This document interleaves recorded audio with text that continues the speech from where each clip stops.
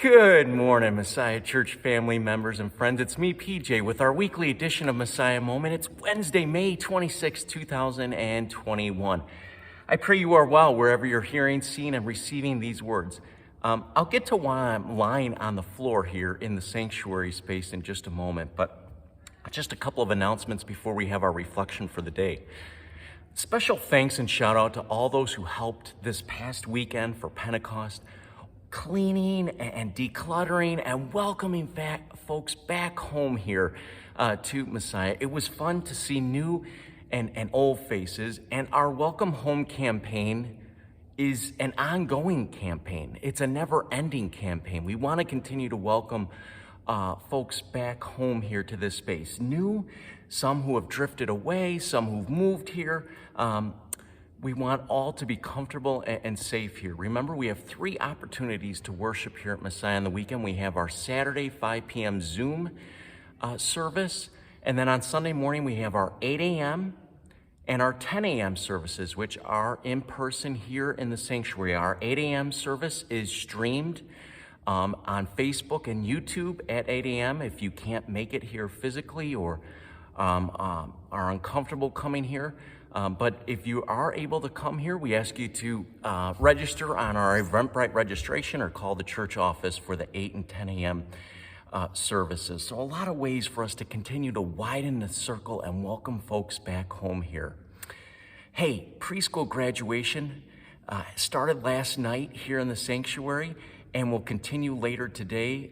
We send off with pomp and circumstance our preschoolers, and we're so excited for them, for their families, and a special shout out to our preschool and kindergarten staff. Awesome job this year, making it possible for us to be in person. To Erica, to all of our staff and teachers, to the parents and students, you made this year possible despite being in the midst of this ongoing pandemic. So special shout out to you and enjoy your summer vacation. Dear church, I'm laying here on the floor because last week marked my 16th anniversary of ordination. I was ordained a priest on May 21st, 2005 at Holy Name Cathedral, downtown Chicago. It was a lovely day with my family, with friends, with classmates being ordained as well. The next day I had my Mass of Thanksgiving, my first Mass at St. Jude in South Holland, the home parish where I grew up. Another lovely day. It was just an awesome weekend. But one part of the ordination experience ritual that's very powerful is that the candidate that is being ordained lays down on the floor and lays prostrate while the litany of saints is prayed and sung. It's a beautiful moment, and it's a beautiful symbol for the rest of our lives, those of us who are ordained. You know, I've lost track of the number of baptisms and weddings and funerals and hospital calls and visits and counseling sessions, meetings and homilies and sermons that I have worked on, that I've encountered all these 16 years. One, though, is ordained to serve, to help others. And I know that I'm not perfect. I've made a lot of mistakes along the way. I've learned a lot. I've been shown a lot of grace as I've grown in this ordination, in this ministry that I've been called to. You know, seminary can only prepare you for so much. In so many ways, you learn when you're in the role and you're doing and you're walking with people, and the people ultimately, you, the people of God, teach us who are called to serve in an ordained role how to walk with you. And that, you know, these past 16 years have seen many twists and many turns, ones that I never would have expected or thought of.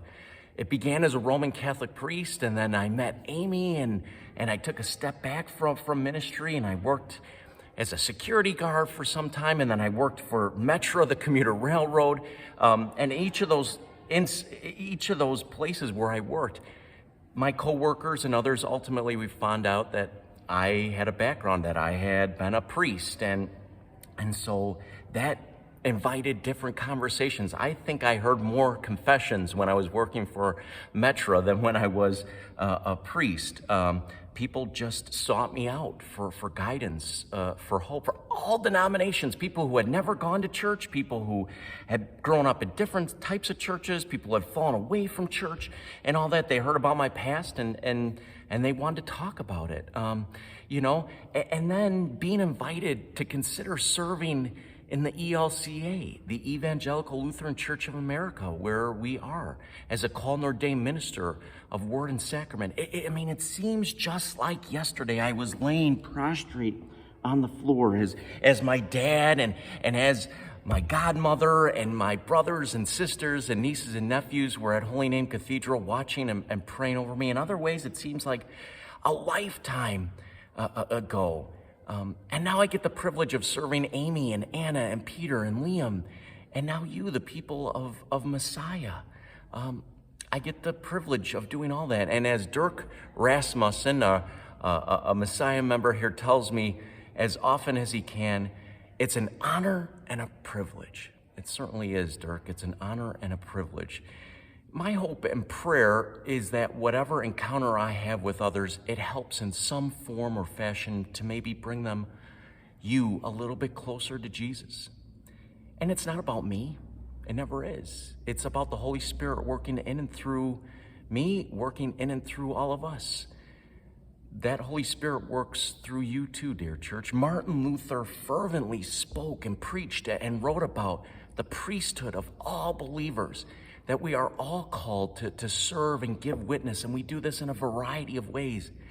This past Sunday I shared that story of the little girl running and jumping into her dad's lap and literally squeezing death out of him to give him life again, hugging life right back into him. That's our call, dear church. That's where you and I are called to, whether we're a pastor or a parent, whether we're single, whether we work in sales, whether we work out of the house, whatever we do, no matter our work, we're called to hug each other back into the life of the Spirit. My word is joy. And it has been a joy for 16 years. Not always easy, but 16 years remembering that God has called me to serve God's church, the people of God. Thank you, dear church, for allowing me to serve you in this past way, for this past 16 years, for all the people that I met in this powerful way, in ways that I would never meet people before, with them for the birth of a child, with them at the death of a loved one, with them in the most intimate moments of life, walking with them in the journey of faith. It has been joy. It has been a moment to lay myself down for God and for the life of others. If you have the opportunity, maybe there's a pastor in your life, in your upbringing that touched you, and ordination anniversaries come around and some acknowledge them, some don't, but you may just want to write a note, drop an email, say thanks for what that pastor maybe has done for you, what that minister, what that priest, what that deacon has done for you. Give thanks to God for the gift of their call and answering that call. And dear church, we need to continue to lift up and invite people to serve and minister the church. I'm always looking for my replacement, dear church. I won't always be around. And so the church continually calls, God calls. Here's to the next 16 years, dear church, of serving God in God's glorious way. Who knows where God will bring me in the next 16 years. It's been a wonderful ride. Thank you to all of you who have been a part of it and to those who will be a part of it. Here's a prayer of this week of Pentecost that I offer you as you give thanks for how God is calling you to serve. May today there be peace within. May you trust, God, that you are exactly where you are meant to be. May you not forget the infinite possibilities that are born in faith. May you use those gifts you have received and pass on the love that has been given to you. May you be content knowing that you are a beloved child of God.